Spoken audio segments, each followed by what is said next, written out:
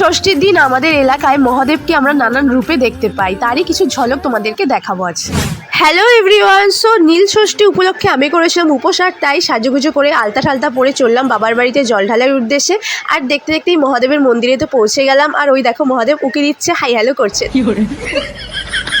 যাই হোক, এবার হচ্ছে জল ঢালার পালা। আর এদিকেই আকন্দ ফুলের মালাটা আমি নিজে হাতে বানিয়ে মহাদেবের জন্য সেটাই পরাচ্ছিলাম। প্রত্যেক বছরের শিবরাত্রি নীল পুজোর উপোস আমি দুটোই করি, কারণ মহাদেবের ভক্ত যে আমি। তারপর পুজো পাঠ কমপ্লিট করে আমরা দুজন বাড়ির দিকে রওনা। এরপর সন্ধ্যার জাস্ট ভাইবসটা দেখো আমাদের এখানে। নীল ষষ্ঠীর দিন দলে দলে সবাই গাইঘাটা থেকে জল নিয়ে 12 কিলোমিটার রাস্তা হেঁটে বাবার বাড়ির উদ্দেশ্যে রওনা দেয়।